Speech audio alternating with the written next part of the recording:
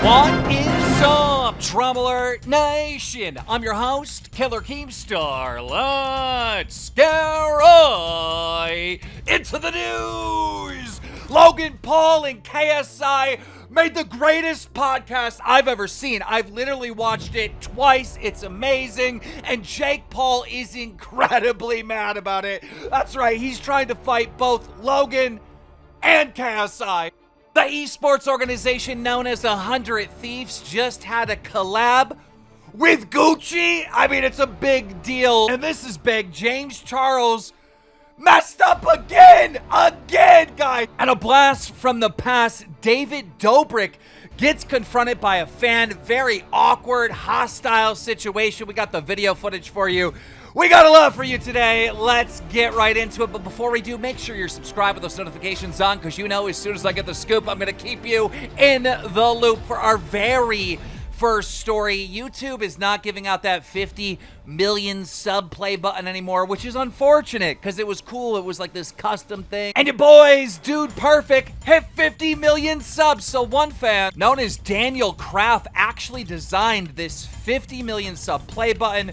And oh my God, it's beautiful. Now, this isn't actually like real. He used the program to design this, but Dude Perfect responded on the video saying, so we're definitely gonna need that. Yeah, guys, I mean, this thing is so beautiful. I hope somehow, some way this actually gets made. And speaking about getting made, Aiden Ross has made it officially, because he tweeted out, Kanye's team just reached out to me, invited me to the listening party in Atlanta on Thursday. Full access. I'm effing shocked. Thank you guys for making this poop possible for me. I'm happy as F. Wow, yeah, that is a big deal. And speaking about big deal, Nate Shots 100 Thieves just did a collab with Gucci. That's right, a couple days ago, they announced a collab with actual Gucci, and they came out with this 100 Thieves Gucci bag. Such an amazing thing for the gaming community to see this collab happen.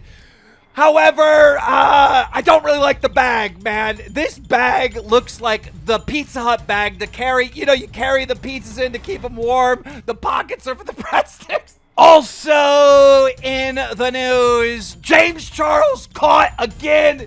Oh my gosh, you guys know the story. James Charles has been caught multiple times messaging people that are underage. Busted.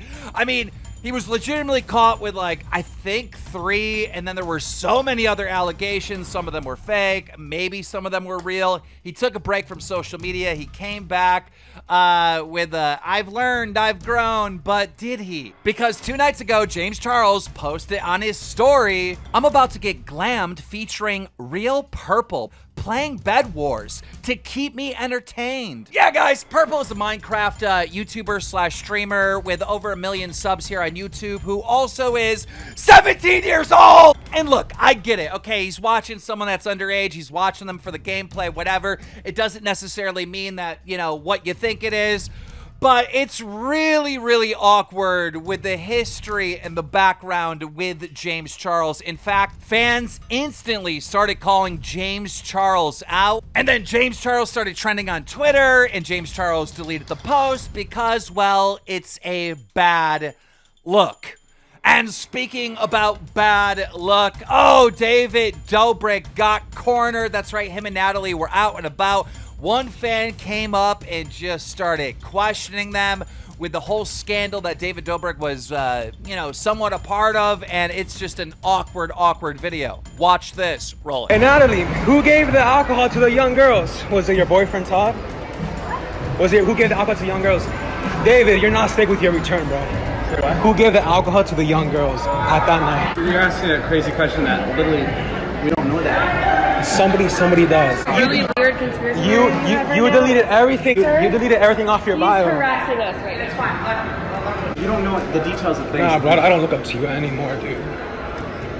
Fuck yeah, look at her smiling. You can't have. Yikes! Oh, it just makes you feel so uncomfortable watching something like that. But one person who's very comfortable right now is the one, the only KSI, and it seems like every time we're talking about JJ recently, it's just about epic wins that he's getting online. His music career is taking off so much that his brand new album became #1, and KSI now has more monthly listeners on Spotify than the rapper 6ix9ine, just crushing it.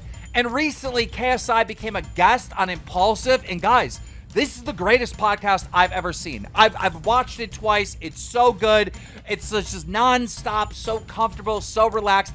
In fact, it's so relaxed that people are pointing out in the comments, thank God Big Mike is not on this podcast. Some of the comments, George is the best thing that happened to the show. Please don't bring Mike back. No offense to Mike, but I'm glad he wasn't there to interrupt. This podcast is way better without Mike. Mike not being here really did the podcast a huge favor. Feels more comfortable, more room to breathe and laugh. Mike not cutting off people or talking over them. Oh, now listen, I'm going to show you some clips of the podcast, and listen, I'm not going to show you all the clips. I mean, it's impossible because the podcast is so good, and I don't want to take away from the podcast. You definitely should watch it in full. But one of the first things they talked about is the social glove controversy where fighters didn't get paid. KSI announces on Impulsive that 2 fighters actually did get paid. Roll it. Before the show started, Yeah, wait, yeah. they didn't get paid? Listen to what he's about to say. So What did you tell me? So social gloves have filed for bankruptcy. Didn't see that coming. Oh, yeah, you did. You said that. Oh, yeah. Oh shit, that's an English thing as well. The sarcasm. Oh, yeah, bro. Yeah, Oh, yeah. I'm English. Starting to get it. I have Welsh in my blood. Yeah, so do you know how many pay-per-view buys? I think it was around like 300,000. I heard 150. It's sad because, you know, kids worked hard for this and like the fighters, and they're not going to get paid the money they were promised. Well, no, certain people got paid. Was it? I think 2 people. Was it first out of the pot? No, I think it was I think Deji and Gibb got paid.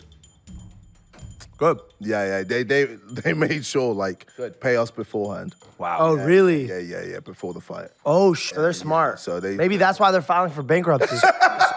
No, I'm not even trying to talk. Like maybe they're like all of our money went to them. So these boxing events are hard, as you know, as we learned with our first fight, which we sold for $10, dude. Bro. We sold for $10. Whoa! Gee, what Cheap the? Okay, whoa. Time out. Breaking news, and this is actually in reference to the whole social glove things with people not getting paid for that whole event. I have a statement from Social Gloves, and it looks like they are taking legal action against Live X Live. Here's the statement. But actually, first, let me give you some background. So Social Glove is the one that put on the YouTube versus TikToker boxing event. All right. Live X Live is the streaming partner, the one that collects the money, that runs the stream. And so this is what Social Gloves is saying about Live X Live as far as people not getting paid. Live X Live is demanding that Social Gloves provide it a release of all claims before turning over any event proceeds. This arouses deeply held suspicion regarding the event's actual performance. Live X Live's refusal to release a single penny of the event's proceeds, even when Social Gloves requested that it paid the fighters directly, demonstrates that it has no regard for the individuals who made the event an unprecedented success. Given Live X Live's actions, Social Gloves has no choice but to request that a court intervene, pry the funds from Live X Live's clutches, and pay the talent. Social Gloves looks forward to receiving full transparency, and I just got another text saying that a lawsuit will be filed by the end of the day. Wow, and you guys know that Social Gloves, you know, we kind of reported here that the guy behind Social Gloves is Austin McBroom, and on this podcast with Logan Paul and KSI, they discuss KSI boxing Austin McBroom. But like, you know, I put in a lot of effort with the music, a lot of effort with the Sidemen stuff, you know, putting so much effort with my other channels, etc., and just, you know, with the boxing anyway, I'm still training, all of that. So it's just a lot then to find time right now to go, okay, let me fight Austin or let me fight Jake, etc. Dude, I love the Austin fight for you. I love that so fight I for feel you. like for me to fight Austin, I need to fight him right now to show Jake how much I've improved and to strike fear into him. Because I think if I go fight Jake right now, he has all the leverage. He can be like, I'm the A side, this, that. And I don't like that. You need a Austin. Well, I need a Austin. Goddamn right you do. Yeah, bro, and scare the living shit out Yeah. of Jake. And then it's like, all right, cool. Now we can talk. Now we can have a bit of leverage. Agree. And it's not like, you're the A side, I want 70% or blah, blah, blah. Now it's 50-50, you can't chat. Yeah, yeah. But right now, he's just been more active, so I can't. Yeah. Yeah. And Austin did well. I liked his performance. Yeah, bro, he's switching stances. Yeah. Southpaw Yep. to orthodox. Yeah, okay. Yep. He has a good movement, you know. Yeah. You're gonna kill him, man. You're gonna kill him. You're gonna kill him. Okay. But speaking about Jake Paul, all right? He is not happy at all that his brother Logan is now friends with KSI, and they did the KSI show together. They're on this podcast together. No, Jake is upset. In fact, he showed some DMs between him and Logan.